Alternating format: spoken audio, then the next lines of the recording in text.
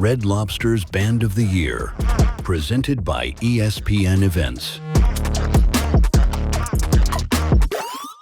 What's going on, fellow band critics? We are officially less than 1 week away from the biggest band competition of the season. I'm talking about the third annual Band of the Year competition sponsored by Red Lobster and presented by ESPN Events. It's the only competition where people have been talking about it all year long. And whether your band director admits to it or not, it's the only competition where they actually care about these rankings. In this video, I'm breaking down how I think these participating band programs can walk away with the title in their division, and what I personally see as each band's strengths. Now look, it's not like I know who's going to win or if I even know what the exact words are on the score sheet.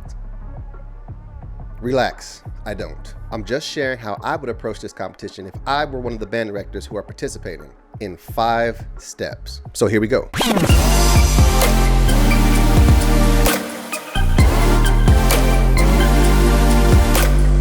The Stephen Holiday Band Critic Show is now streaming on Spotify. Tap in, give it a listen, and hit that follow button to stay locked in.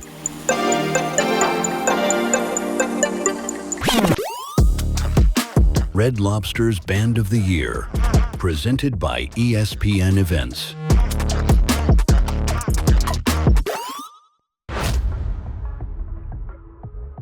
By now, I am positive that every participating band director knows the categories, how they're scored, and they've probably gotten feedback from the panel throughout the season. The categories are musicality, drill and design, percussion, drum majors, and auxiliary. Now, if I were a band director and once I understand what's being graded, I design a show that highlights all those areas smoothly and intentionally. Basically, I treat this competition like I would if I was studying for an exam. And lucky for me, I'm a great test taker. One of my best skills is analyzing a test, studying what's going to be on it, and passing it with high scores. Ladies and gentlemen, the valedictorian of this program, Stephen Christopher Holiday.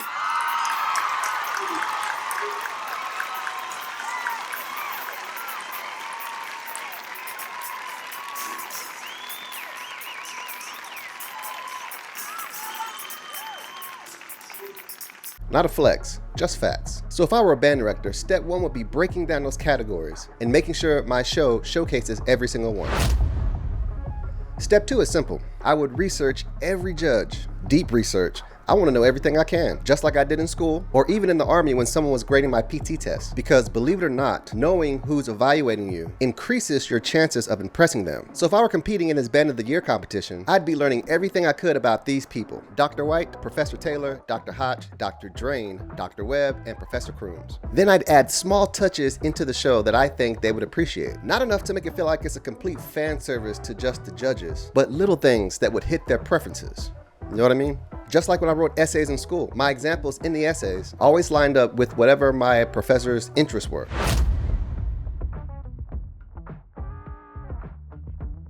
Step 3 would be studying the other bands I'm competing against. In this situation, if I was one of the directors competing in this competition, I would know for sure exactly who my opponent is. Most people make this their first step, and that's why the results can be all over the place. Sometimes you win, sometimes you lose. Other times you swear that your show was much better and you should have won, but you didn't. And that's usually because they focus more on their competitors and less on the actual test and the graders. So when it comes to Band of the Year, I would definitely not obsess over my opponent's weaknesses. That's a big mistake. A lot of people will focus on their opponent's weaknesses, and that's the wrong way I would do it. Instead, I focus more on their strengths and just the strengths. In Division 1, we have Southern Human Jukebox versus the defending champs, the Marching 100 of Florida A&M. In Division 2, we have Fayetteville State Marching Bronco Express versus the returning champs, the Purple Marching Machine from Miles College. And this year for the high schools, we have Westlake versus New Manchester. Jonesboro was invited back to continue on with that theme of returning champs. However, our instruments and uniforms have just been packed up and shipped to London last week, meaning the band will not have what they need to have for this competition coming up in a week. So there's that. Now, what are these bands' strengths? Here's my personal subjective take. For Southern, precision. Easy. They rarely ever look messy. Their spacing, movement, and form is clear every single time. For FAMU, creativity.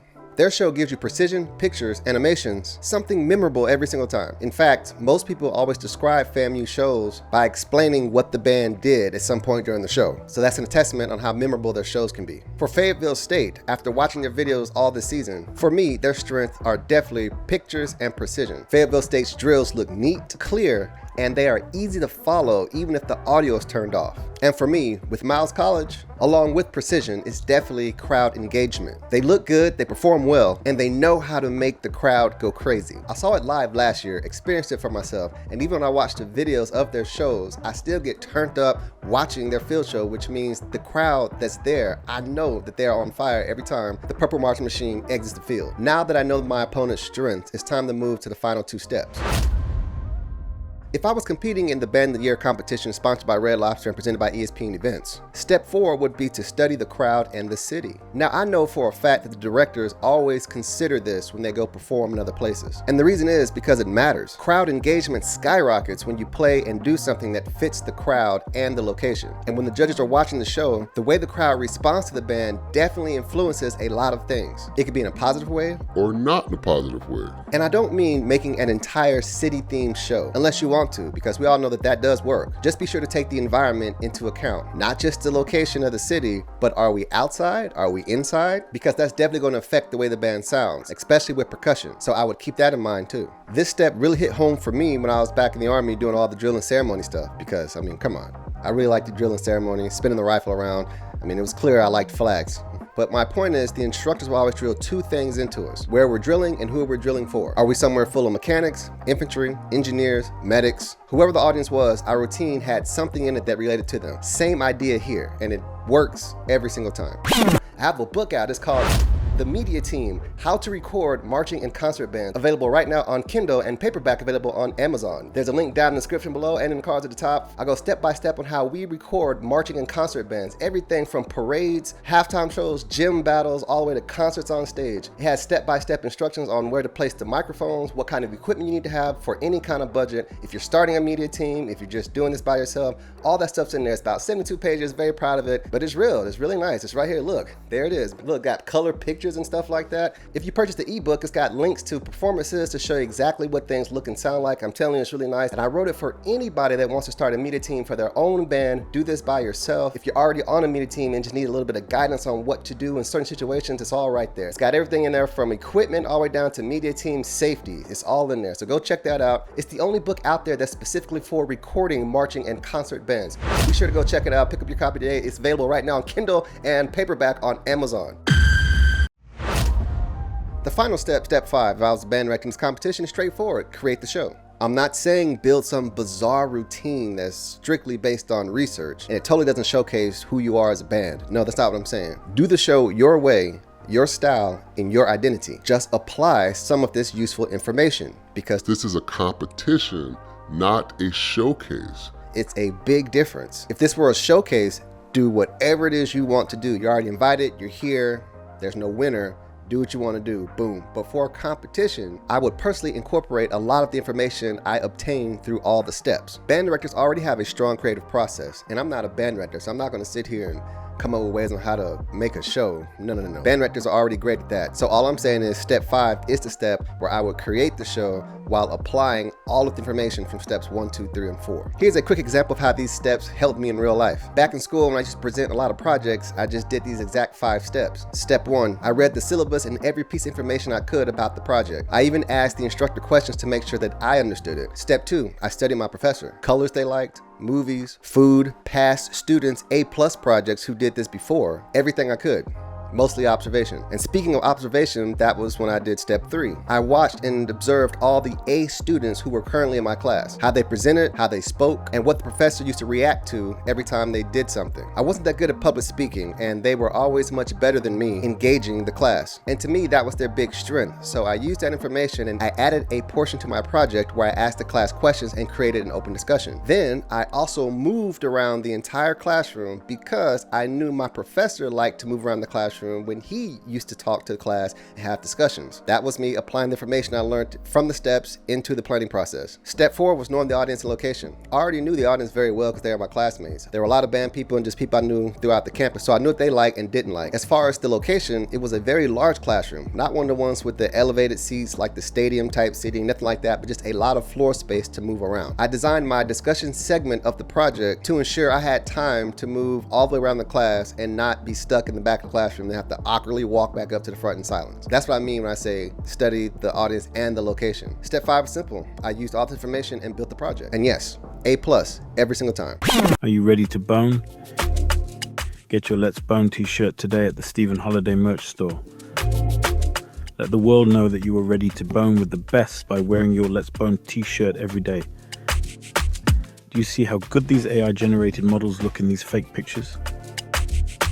You will look even better because you are real. Tap the link to get your real Let's Bone t-shirt at the Stephen Holiday merch store right now. Red Lobster's Band of the Year, presented by ESPN Events.